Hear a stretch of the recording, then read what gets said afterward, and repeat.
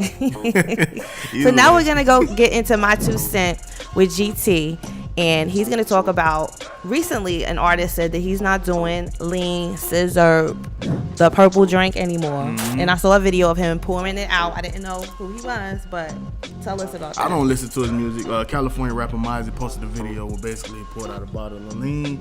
He said any young nigga doing that shit, bro, you understand me, this shit influence you to stop. If it don't, niggas drink a lot of water at minimum. They say health is wealth. I need mine bad. Okay. So for those of people who don't know, because a lot of people don't know, and a lot of parents probably don't know, and a lot of parents probably need to know what scissor, lean, that purple drink, whatever it is. Activist. It's codeine and promethazine. So codeine is an opioid, and promethazine is an antihistamine. So opioids are for pain prevention, and they prevent coughing, which could be good, because you don't want to cough, but it could also be bad because sometimes you need to cough because there's something in there obviously that needs to come out, and that's why you're coughing. Okay, so there's that. Then promethazine is a antihistamine like Benadryl and Claritin. It reduces inflammation and swelling. You mix all that stuff up, people drink it. They made it recreational. It's bad. People have died. He's not doing it anymore. A lot of people still are. Lil Wayne does it. He has seizures now. It's bad. Gucci Man. The shit is fucked up. Don't do it. Gives you excess weight. There's DJ Screw, rest in peace, was one of the ones that died from it. Pimp C died from it. Clogs your arteries, excess weight. You see those guys, you think they're eating a lot of food. It's not that they really eating a lot of food. It's because they have that in their body, in their system. And they just look a mess. It transforms their body and it makes them look as if they're like pregnant. Why you think a lot of those guys in Texas, no disrespect, they look pregnant? You know what I mean? I lived in Houston for like 13 years, and I used to see grown ass men going to buy baby bottles, and I used to be like, oh, he's going to get his baby. Nope.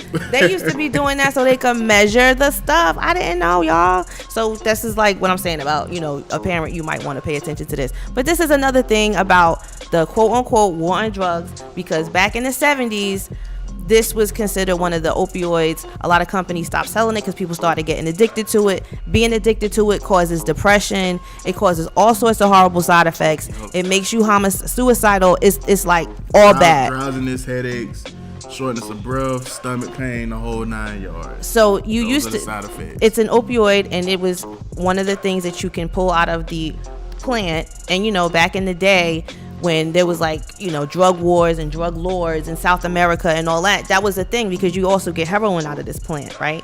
So when there was a crackdown on all that, guess who started making the fake version? Americans.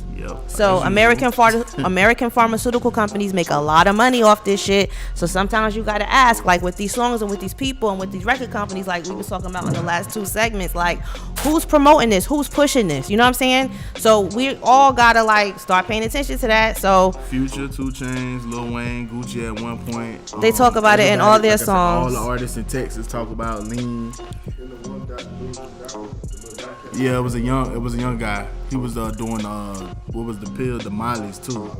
Yeah, it was the Miley. He was doing lean, but it was Miley's too. He was mixing the drugs. Little young rapper.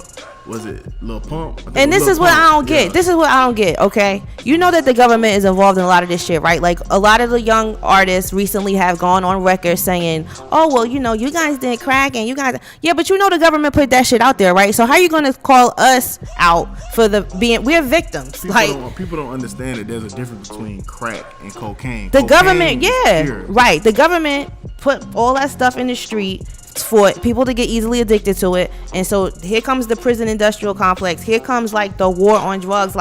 How do you call us out as being the victims, as being a young adult in the street being victimized by this, seeing your neighbors, seeing your did y'all think we wanted to do that? But when you seen that, it's absolutely the same situation. Right.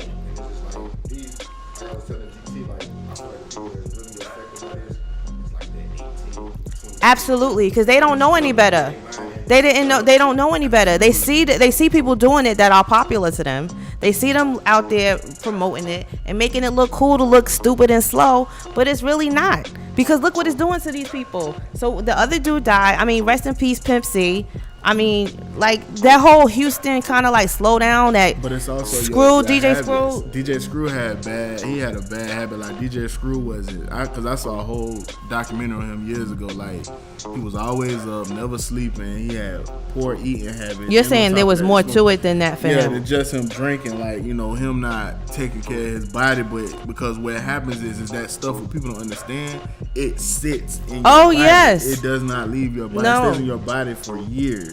And then it sticks to your arteries. Right. And that's why you have a shortness of breath, because it, like I said, it clogs the lungs, it clogs the heart, and you can't, when you trying to run, because it suppresses. It's a suppressant. So yeah, it's doing that. But what is your body supposed to naturally be doing? You know what I'm saying? That's why a lot of these people die in their sleep, because it just slows down everything.